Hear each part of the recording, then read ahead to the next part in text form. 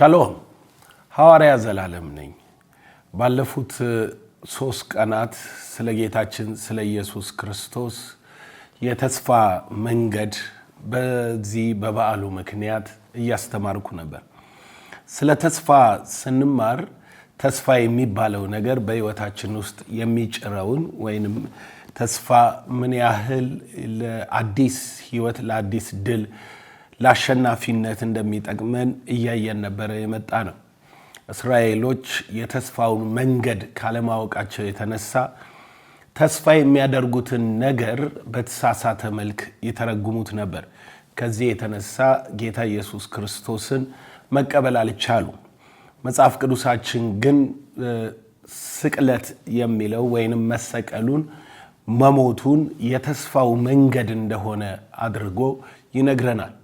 ትናንትና ከኔ ጋር በነበረን ቆይታ ማለት በስቅለት ዕለቱ በዕለቱ ላይ የነበረውን ጉዳይ ስነግራችሁ ነበር። ይሄ በስቅለቱ ውስጥ የነበረው የተስፋ ኃይልና ኪዳን መንገዱ ያ ብቻ እንደሆነ እንድታውቁ እያስተማርኩ ነበር። መንገዱ ይሄ ነው። ስቅለት የሚባለው ወይንም የኢየሱስ ክርስቶስ መከራ መቀበል የተስፋ ማለፊያው መንገድ ነው። ያለ መንገዱ አይሆንም። ዛሬ ተስፋ አካል መያዝ ሲጀምር ድል ማድረግ ትጀምራለህ በሚለው ሐሳብ ላይ እንነጋገራለን። በጣም ብዙ ጊዜ ሰዎች እርግጠኛ የማይሆኑት አሸናፊነታቸው ላይ ነው። አሸናፊነት ደግሞ የተቀመጠበት ስርዓት አለ። የእግዚአብሔር የአሸናፊነት መንገዱ በጣም በሚገርም አኳን በዚህ በመጽሐፍ ቅዱሳችን ውስጥ ተቀምጧል። ይሄም ሐዋርያት ሥራ ምዕራፍ 2 ላይ እንሂድና እንዴት አድርጎ እግዚአብሔር አሸናፊነትን እንደተቆጣጠረ ወይንም ጠላቶቹን ድል እንደነሳ በገዛ በትራቸው እንደወጋ ያለ ዕውቀት በሆነ አሰራር እንዴት እንዳጠፋቸው እንመለከታለን። በሐዋርያት ሥራ ምዕራፍ 2 ቁጥር 22 ጀምሮ ላንብብላችሁ። የእስራኤል ሰዎች ሆይ ይህንን ቃል ስሙ። ራሳችሁ እንደምታውቁት የናዝሬቱ ኢየሱስ እግዚአብሔር በመካከላችሁ በእርሱ በኩል ባደረገው በታምራት በድንቆች በምልክቶች ከእግዚአብሔር ዘንድ ለእናንተ የተገለጠ ሰው ነበረ። እርሱንም በእግዚአብሔር በወሰነው በሐሳቡና በቀድሞ ዕውቀቱ ተሰጥቶ በአመፀኞች እጅ ሰቅላችሁ ገደላችሁት። እግዚአብሔር ግን የሞትን ጣር አጥፍቶ አስነሳው፣ ሞት ይይዘው ዘንድ አልቻለምና። እዚህ ስፍራ ላይ ያስቀመጠው ጴጥሮስ ቃሉን በጣም በሚገርም አኳኋን የእግዚአብሔር አሰራርን ወይንም በእግዚአብሔር በቀድሞ ዕውቀቱ በእግዚአብሔር በተወሰነው ሐሳቡና በቀድሞ ዕውቀቱ ተሰጥቶ ይላል። በአመፀኞች እጅ ሰቅላችሁ ገደላችሁት። በጣም የሚገርመው ተግባሩን የፈጸሙት አመፀኞቹ ናቸው። ሐሳቡ የእግዚአብሔር ነው። ይህንን እንዴት አድርገን ነው የምናስታርቀው? እንዴት አድርገን ነው ለአሸናፊነት የምንጠቀምበት? መጽሐፍ ቅዱሱ በዚህ ስፍራ ላይ ሲናገር አመፀኞቹ የገደሉት እነርሱ ያሸነፉ መስሏቸው ነው። ነገር ግን ሐሳቡ ደግሞ የእግዚአብሔር ስለሆነ የእግዚአብሔር የሐሳቡ ባለቤትነት ፈጻሚዎቹ አላወቁትም። ምን እየሰሩ እንደሆነ፣ ምን እያደረጉ እንደሆነ፣ የማ ውሳኔ እንደሆነ፣ ለምን እንደሆነ የተፈጸመው ነገር የተፈጸመው አልገባቸው።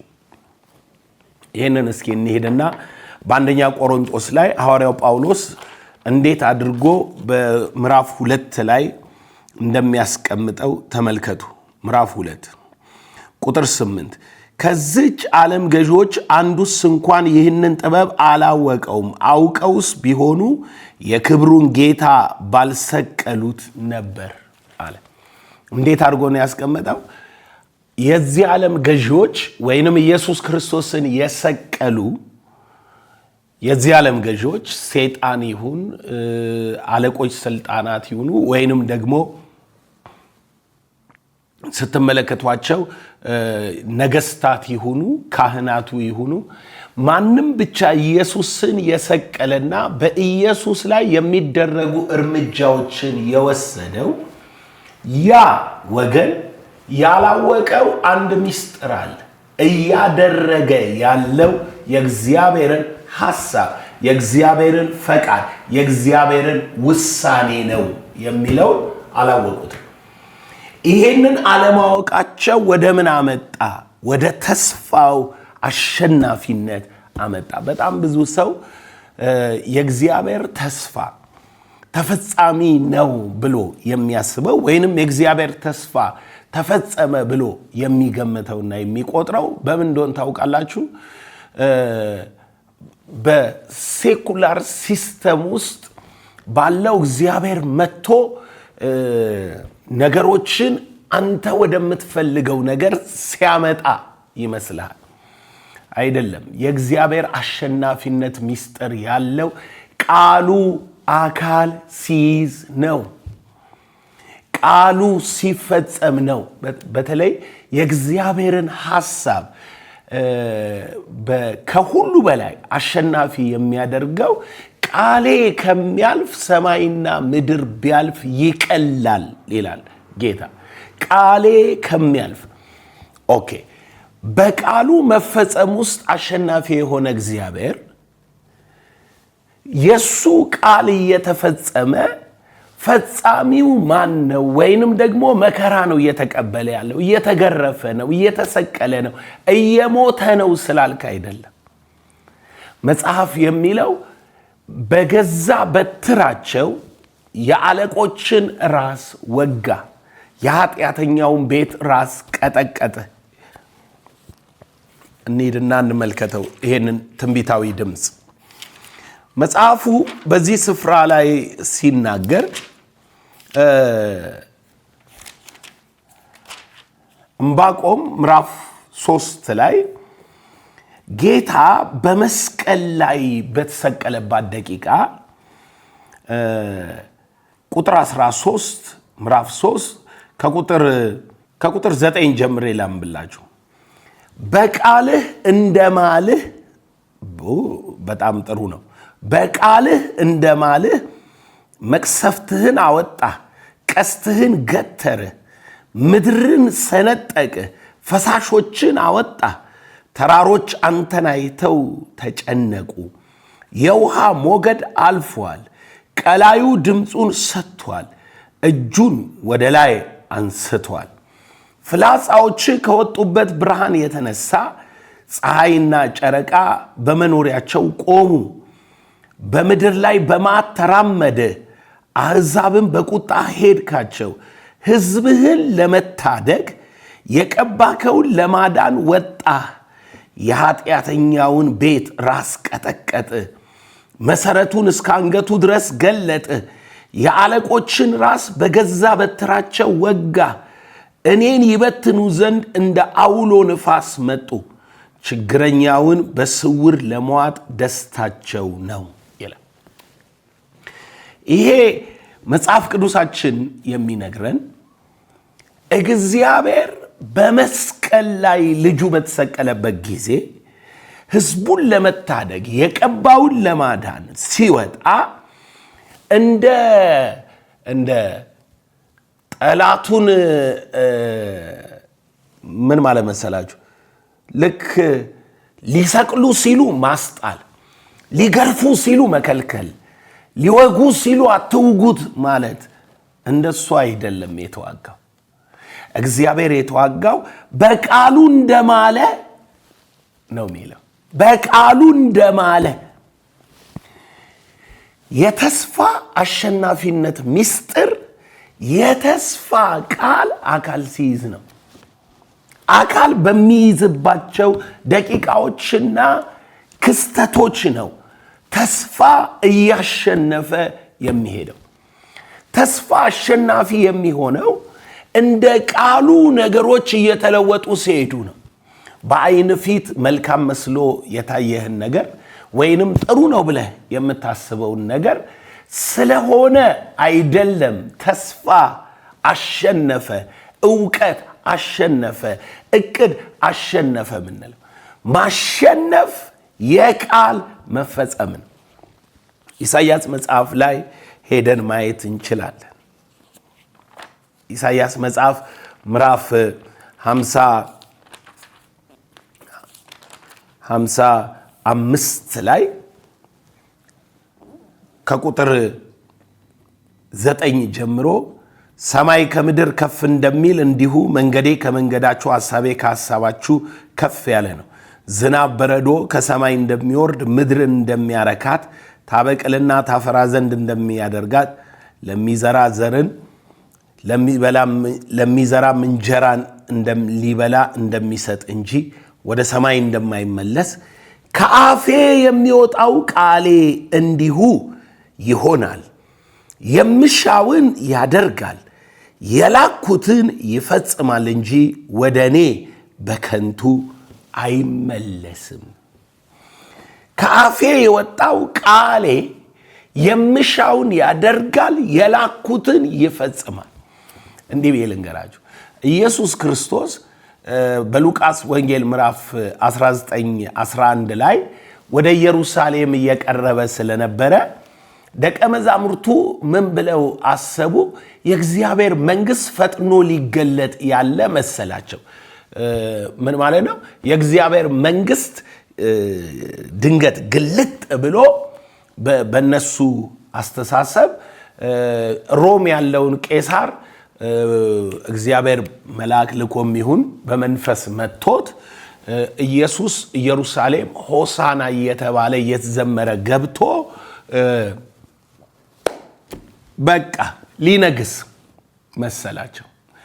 ኢየሱስ አየና እንዲህ አላቸው፣ አንድ መኮንን የራሱ መንግስት ይዞ ሊመጣ ወደ ሩቅ አገር ሄደ አላቸው። ምንድነው ያስቀመጠው? የእግዚአብሔር መንግስት አሁን ግልጥ ብላ እናንተ እንደምታስቡት ኢየሩሳሌም ስገባ ሄሮድስም ጲላጦስን አውርጄ ንጉሥ ሆኜ በዓለም ሁሉ ያለውን እቆጣጠራለሁ፣ እንደሱ አይደለም አለ። እንደሱ ከሆነ የአሸናፊነት ሚስጥሩ ያለው በሰዋዊ አእምሮ ሐሳብ ነው ማለት ነው። እዚህ ላይ ግን ሐሳቤ ከሐሳባችሁ መንገዴ ከመንገዳችሁ ሰማይ ከምድር እንደሚርቅ የራቀ ነው አለ። የእግዚአብሔር የአሸናፊነት ሐሳብ የቀድሞ ውሳኔ የድሉ ባለቤትነት የተቀመጠው በቃሉ መፈጸም ውስጥ ነው። እግዚአብሔር ቃሉ ሲፈጸም ነው አሸነፈ የሚባለው። እስኪ ሌላ የሰው አሸናፊነትና የእግዚአብሔር አሸናፊነት ልዩነቱን ጌታ ኢየሱስ ለጴጥሮስ ሲነግረው እንስማ። ለጴጥሮስ እንዲህ ይለዋል ጌታ ምዕራፍ 26 ማቴዎስ ወንጌል ምዕራፍ 26 ቁጥር 52 ላይ በዚያን ጊዜ ኢየሱስ እንዲህ አለ፣ ሰይፍን የሚያነሱ ሁሉ በሰይፍ ይጠፋሉና ሰይፍን ወደ ስፍራው መልስ። ወይስ አለ አባቴን እንድለምን እርሱም አሁን ከ12 ጭፍሮች የሚበዙ መላእክት እንዲሰድልኝ የማይቻል ይመስልሃል? እንዲህስ ከሆነስ እንደዚህ ሊሆን ይገባል የሚል መጽሐፍ እንዴት ይፈጸማሉ አለ። ተመልከቱት ምን እንዳለ። ኢየሱስን ሊይዙ መጡ። ሲመጡ ጴጥሮስ ሰይፍ መዘዘና ጆሮውን ቆረጠው። ከዛ በኋላ ጌታ ጴጥሮስን ዞር አለና ሰይፍን ወደ ሰገባ መልስ፣ ሰይፍ የሚያነሳ በሰይፍ ነው የሚጠፋው አለ። ይሄ አንዳንድ ጊዜ ምን አለ ሰዎች በመሳሪያ ኃይል መንግስት ሊሆኑ ይሞክራሉ፣ ወደ ስልጣን ይመጣሉ። ቀጥሎ እነሱም በዛው መሳሪያ ኃይል ይወርዳሉ።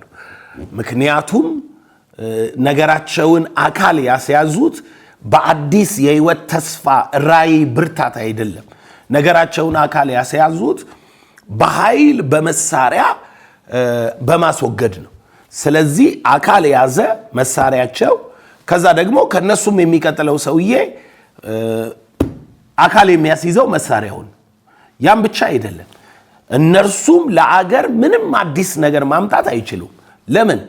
በመሳሪያ ኃይል መጡ እንጂ በራእይ ኃይል አልመጡም። በተስፋ ቃል ኃይል አልመጡም። ኢየሱስ እዚህ ጋር ጴጥሮስ ሰይፉን መዞ ቢያሸንፍ ኢየሱስም ቢያስጥለው ወይንም ኢየሱስ ሰራዊት አደራጅቶ ወይ መልአክ ከሰማይ ወርደው እንዴት የእግዚአብሔርን ልጅ ትነካላችሁ ብለው የጲላጦስንና የካህናትን ወታደር ቢጨርሱ ከዛ በኋላ ኢየሱስ ድል አረገ ቢባል የተስፋ ቃል አካላይዝም ያሸነፉት በተስፋ ቃል ተፈጻሚነት ሳይሆን ያሸነፉት በመሳሪያ ኃይል ነው። ስለዚህ መሳሪያ ነው አካል የሚይዘው፣ መሳሪያ ነው የሚነግሰው ማለት ነው። እዚህ ጋር የተቀመጠውን ቃል ስታዩ አገራችንንም እንዲሁ ማየት ትችላላችሁ። ራእይ ተስፋ ከፊታችን ያለ ጥበብና ዓላማ ቢያሸንፍና መንግስት ቢሆን ድል ቢነሳ ይገርማችኋል አገራችን ልክ እንደ ራእዩ ልክ እንደ ዓላማው ልክ እንደ ተስፋው አይነት አገር ትሆናለች። ድል የነሳው አካል የያዘው ተስፋው ነውና ራእዩ ነውና ልክ እንደ ራእዩ አይነት አገር ትሆናለች። ደግሞ አገራችን አሁን ምርጫ እንግዲህ ሰሞኑ ምርጫ እየመጣ ነው አይደለም? አሁን በምርጫ በጣም ሚገርም ዓላማ ራእይ ያላቸውን ሰዎች መቼም ምሩን ብለን ስንል ውሰዱን፣ እጃችንን ይዛችሁ ወደ ዴስቲኒው አምጡን፣ ወደ ፍጻሜ ውሰዱን እያልናቸው ነው ያለ ነው። ወደ ተስፋ ወደ ምንጠብቃት ኢትዮጵያ ትንሣኤ ወዳላት ኢትዮጵያ ውሰዱን ነው እያልን ያለ ነው፣ እየተናገርን ያለ ነው። ወይንም ካርዳችን ሲመርጥ የሚገባው የሚመርጠንን ሰው ብሔራችን ስለሆነ አይደለም፣ ጎረቤታችን ስለሆነ አይደለም፣ ስለምናውቃቸው አይደለም። ሰውየውን ምን ራእይ ይዘው ይመሩናል። ካለዛ እውርም ቢመራው ውጤቱ ተያይዞ ገደል መግባት ነው ይላል። አንተም ምንም ተስፋ ለአገሬ የሌለ ተስፋ አገር ላይ የማይታይ ወደ ዴስቲኒ የማትመጣ እንደዚሁ ይገርማል እኮ። እኔ ግን ሰዎች መሪ ለመሆን ስታስቡ በጣም ነው የሚገርመኝ። ምንድነው ዓላማችሁ? ለምሳሌ አንዳንዶቻችሁ ድንገት ስለመጣብኝ ነው ይሄንን የምናገረው። ለምሳሌ አንዳንዶቻችሁ ምንም አይነት የምትደርሱበት ተስፋ ምድር የምታስገቡን አገር የምታደርሱን ቦታ የላችሁም፣ ምንም የላችሁም። ለምንድነው መሪ ለመሆን ለምርጫ ለመወዳደር የተዘጋጃችሁት? ምንድነው ዓላማችሁ? ፕሮብሌምን በማውራት መሪ መሆን ይቻላል? ፕሮብሌም በማውራት ለምሳሌ ያለውን መንግስት ፕሮብሌም ችግሮቹን ድክመቶቹን እያለፈበት ያለውን ቻሌንጅ የተስፋው መንገድ መስቀሎቹን መከራዎቹን እነኚህን ሁኔታዎች መሃል የሚፈጠሩ ስተቶችን እነሱን በማውራት መንግስት መሪ መሆን ይቻላል? እንደው በፕሪንሲፕል ስጠይቅ ነው። ፕሪንሲፕል ነው የምጠይቀው። መርሁ እንደሱ ነው። መሪ ልሁን ሊያዝ በትሩን ባህሩን ልክፈልላችሁ ወደ ከነዓን ላደርሳችሁ ካላልክ መንገዱን የማታውቅ ከሆነ ከፊት ያለው ባህር በእምነት የሚከፈል መሆኑን ማታውቅ ከሆነ በበትር መተው ማታሻግረን ከሆነ ሙሴ ከግብጽ ያወጣህ ለምንድን ነው? ሙሴ ግብጽ መቃብር ስለሌለ ነው እንዴ? ጠላቶቻችን ከኋላ መጡብን ምናም ብሎ በመጮ መሪነትን መንጠቅ ይቻላል? በትርን መውሰድ ይቻላል? የት ለመድረስ ምን ለመሆን? ጴጥሮስ እዚህ ጋር በሰይፍ አወጣና ጆሮውን ቆረጠው። ኢየሱስ ኖ ሰይፍን ወደ ሰገባው መልስ፣ ሰይፍ የሚያነሳ በሰይፍ ይጠፋል አለ። ለምን? ይሄ እኮ እርግጥ ነው። በመሳሪያ ኃይል መንግስት ሆነ የታደርሰናል። በራእይ ኃይል በምርጫ ኃይል መንግስት ብትሆን ያየኸው ራእይ ላይ ታደርሰናል። በመሳሪያ ኃይል መንግስት ብትሆን ግን አካል ያስያዝከው ወይንም ያሸነፍክበት መንገድ ተስፋ ወዳለው ምድር የተስፋን አገር የሚያወርስ አይደለም። አንዳንድ ሰው በተስፋ መንገድ ላይ የሄድን የተስፋን ህይወት በውስጣችን እየተነሳሳ ማለት ነው ስለ ተስፋ እያሰብን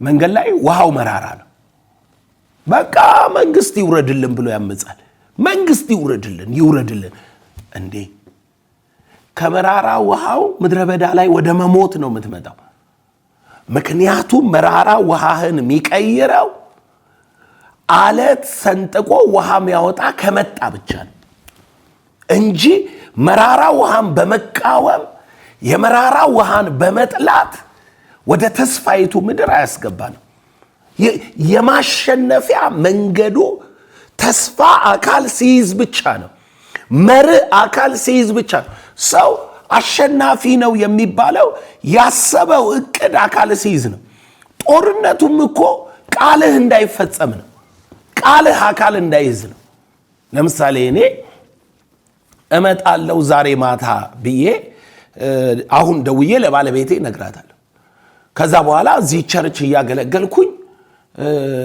መኪናዬ ነዳጅ የለው ቀጠለ ፕሮግራሙ ረዘመና 3:30 4 ሰዓት አለፈ ቻሌንጆች በዙብኝ እነኚህ ሁሉ ክስተቶች ምን እንዳልፈጽም እየታገሉኝ ነው ያሉት የተናገርኩትን ቃል እመጣለሁ የሚለውን እንዳልፈጽመው ነው ቻሌንጅ የሆኑት እኔ ግን ወክ ያረኩኝ እሄዳለሁ ብዬ 6 ሰዓት ብደርስ ቤቴ ቻሌንጆቹን አልፌ ቃሌን ፈጽም ያለው ስለዚህ አሸናፊ ነኝ ያ ሁሉ የ2 ሰዓት መንገድ ትግል ድካም ያ ሁሉ የተፈጠረው ነዳጅ ማጣት መኪና ማጣት የሆነ ነገር ማጣት የተፈጠረው ነገር ሁሉ ምን እንዲሆን ነበረ ቃሌን እንዳልጠብቅ ቃሌ አካል እንዳይዝ ነበረ ትግሉ አሁን ግን